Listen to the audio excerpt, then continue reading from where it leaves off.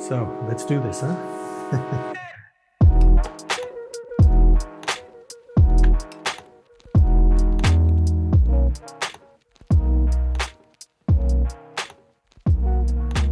I'm sitting with Maximilian, but this is not Maximilian Büsser, the founder, owner, creative of MB&F. I'm sitting with Maximilan Maertens, the incredibly talented, I mark my words, designer whom Max Büsser spotted several years ago when you were a young design graduate from HM12 school in Lausanne. Max sensed the potential because he offered you an internship, and that internship evolved into a very strong and uninterrupted collaboration for the last more than 8 years now.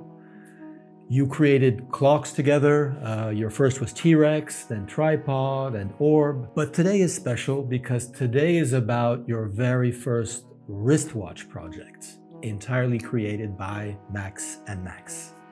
It's called HM12 The Guardian. As you'll see, it's more than a wristwatch. We're very curious to discover a bit more about the process and how you worked with Max. But first things first, how did this project actually begin many years ago? Back then, I just finished one of those projects discussions with Max, standing in his office. He was asking me about an idea. He had this couple of years before, but never really followed it up. And he was basically asking me if I want to do a project and wouldn't it be cool if we put a watch as the head of a robot. And this is the first sentence he told me, and I told him, okay, hold my glass.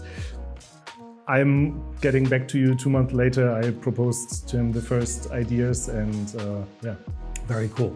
So yeah, that is this package. It's a wristwatch, as I mentioned, but there is a big robot that goes with it. What was the initial inspiration for the actual robot before we get into the watch? I just recently found again an old picture of myself when I was 9 or 10 years old.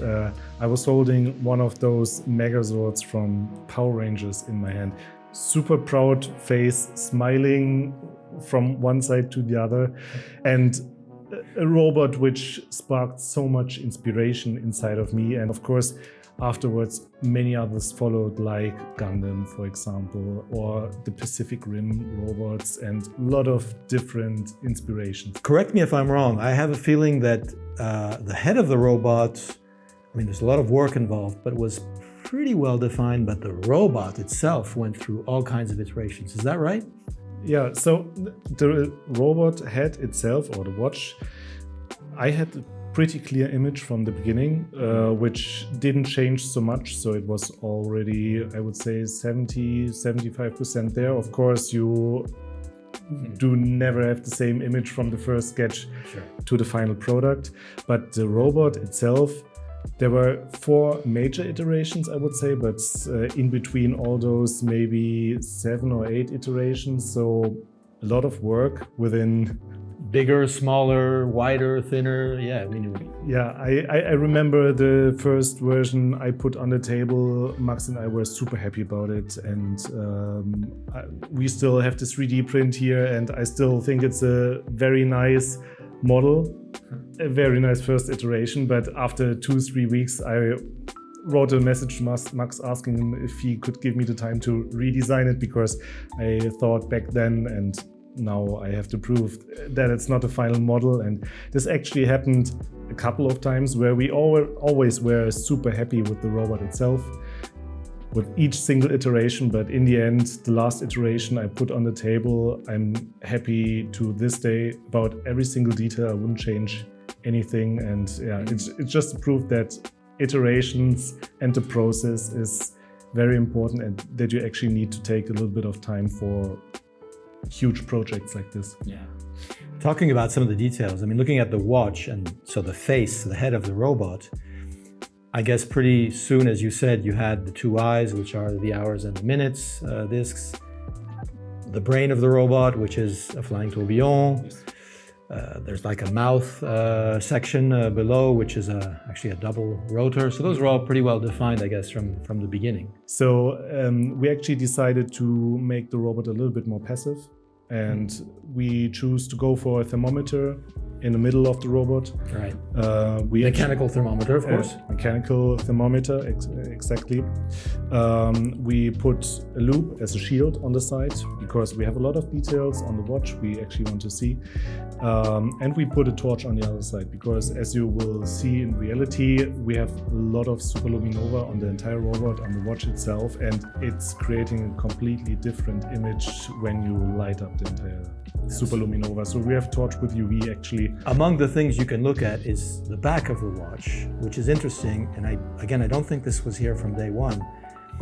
The front and the entire case are incredibly futuristic. The back, on the other hand, is quite traditional. Yes. So there's one reason to it. One of the inspirations was transformers as well. So we actually have a transformer in the front with the shields, which are moving and giving different facial expressions and actually transforming the watch completely from full color to no color. And the same thing is actually happening in the back as well. In the front, we have a super hyper modern HM looking watch. In the back it's actually LM and it's transforming to a completely different piece. Absolutely. Any major technical obstacles which you ran into during the process, which either limited or sparked your creativity? I mean, mentioning the shields, they were really major achievement for us because of course we did shields before in the HM6, for example. True. But they are simpler, I have a feeling. More singular shields, and here we have 6 different shields which are working in parallel to each other, which need to be 100% perfectly synchronized, parallel, mirrored.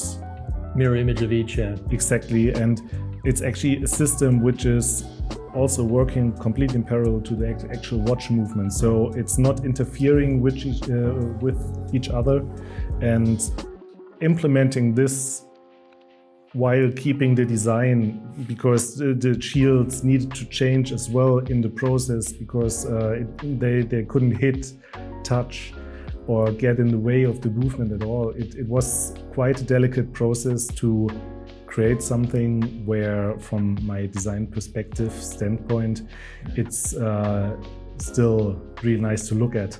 One question I guess everyone is wondering about, how is it to work with Max on these projects? Max and Max. I'm in the incredible lucky position that there's someone who is giving me all the freedom for all the crazy ideas I have in mind. I have a couple of those, and there's still a couple of those stored in my bag, which I didn't show yet. Can't wait. And he is one of the first person, if not the first person, who gave me actually the opportunity and saw something in me, which took for me a long time to realize that's how much worth this got, that someone sees something in you. And I'm just a really lucky human being that he found me, I found him. Very cool. Looking at this watch and the robot now, I mean, and again, it is a package, right? It works together.